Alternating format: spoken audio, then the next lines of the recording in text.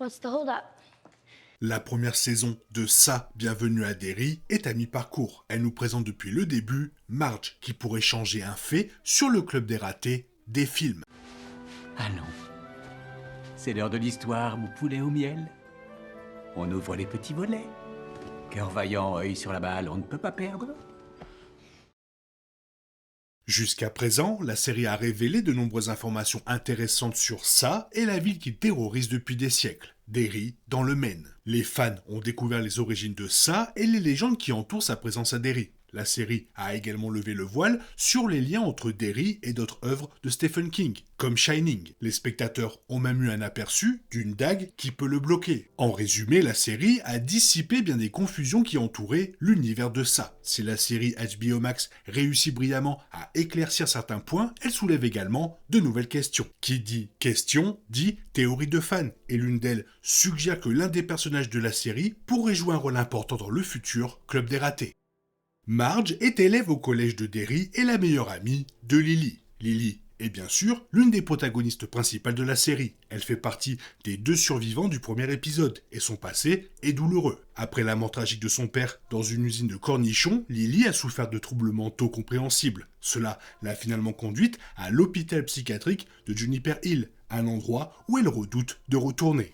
Bien que les fans n'aient pas beaucoup vu la relation entre Marge et Lily, la série laisse clairement entendre que Marge a du mal à gérer Lily depuis l'accident de son père. Marge souhaite ardemment être une bonne amie, mais ne sait pas comment s'y prendre avec une amie aussi traumatisée que Lily. Cela crée de nombreuses tensions dans leur amitié, au point qu'elle dit à Lily en face qu'elle rend leur amitié difficile. Marge tente également de se lier d'amitié avec des filles populaires, un groupe qu'elle surnomme les patinettes. Au début, Marge semble sincèrement vouloir aider Lily à s'intégrer et à se sentir normale au collège. Elle essaie même de se faire bien voir des patinettes, même lorsqu'elle réalise qu'être amie avec Lily la rend indésirable. Elle comprend qu'elle devra peut-être l'abandonner complètement pour être populaire. C'est ce qui rend Marge si agaçante, mais cela s'inscrit dans la tendance de la série à détruire le pouvoir de l'amitié. Il n'est pas difficile d'être un bon ami pour quelqu'un qui a besoin de soutien, mais Marge fait souvent passer ses propres désirs et ses propres insécurités avant le bien-être mental de Lily. Dans l'épisode 4, les patinettes entraînent Marge dans une farce cruelle et odieuse contre Lily. Sous leur instruction, Marge tente de piéger Lily pour qu'elle soit humiliée par un garçon qui lui plaît. Marge manque de se racheter en révélant le plan à Lily, mais avant qu'elle ne puisse avouer quoi que ce soit, ça l'attaque dans les toilettes de l'école. Marge a l'impression que ses yeux sortent de leur orbite comme ceux d'un escargot, et elle tente même de se les arracher, prise de panique. La plupart du temps, les 4 premiers épisodes de Bienvenue à Derry se concentrent sur Marge et sa relation avec Lily. Il est évident que Marge est très complexée et qu'elle cherche désespérément à s'intégrer au groupe des filles populaires car elle ne veut plus être considérée comme une ratée. Ces complexes la poussent souvent à prendre de mauvaises décisions qui finissent par nuire à sa relation avec Lily, un personnage important de l'histoire. Les fans voient peu à peu Marge devenir plus la harceleuse de Lily que son amie, et nous savons tout ce qui arrive aux harceleurs dans les films d'horreur. Gripsou lui-même a puni des harceleurs dans les films. Il prouve à ceux qui tentent d'exercer leur pouvoir sur les plus faibles qu'ils ne peuvent rien contre lui. Au final, chacun succombe à ses peurs, et plus on est violent, agressif, haineux ou envieux, plus il est facile pour ça de nous manipuler. Les premiers épisodes laissent penser que Marge suivra la même voie, ajoutant un nouveau corps à la liste toujours plus longue des victimes de Gripsou. La fin de l'épisode 4 laisse présager que Marge pourrait prendre une importance plus grande que les fans ne l'avaient initialement imaginé. Après avoir subi une terrible attaque de ça qui l'a poussé à s'automutiler, Marge prend un virage à 90 degrés dans la suite de la série. Marge joue un rôle majeur, allant même jusqu'à rejoindre Lily et ses nouveaux amis dans la lutte contre la mystérieuse entité qui cherche à les nourrir de peur. Dans une interview, Mathilda Lawler a évoqué la peur de Marge, son conflit intérieur et le chemin qui la ramènera finalement à son amitié avec Lily. Elle est très complexée par beaucoup de choses, notamment ses lunettes. C'était donc très amusant, surtout pour une adolescente comme moi, de pouvoir exprimer librement ses complexes, car ça se nourrit des faiblesses de Marge, a expliqué Lawler. La scène effrayante avec les yeux a un effet recentrant sur Marge et l'amène en quelque sorte à réfléchir sur ses relations et à voir la vérité d'une certaine manière, à réaliser qu'elle appartient à son amie Lily et au raté, et qu'il est normal qu'elle se sente ailleurs, pas dans le groupe auquel tout le monde pense qu'elle devrait appartenir. Lors de l'interview, le co-créateur Andy Muschietti a également laissé entendre que l'importance accordée aux lunettes et aux yeux de Marge dans la série avait une signification particulière. Apparemment, les fans ne le découvriront qu'à l'issue du tout dernier épisode de la saison, mais cela confirme l'importance de Marge dans l'histoire. La série ne cesse de surprendre, ce qui rend cette révélation tout à fait plausible.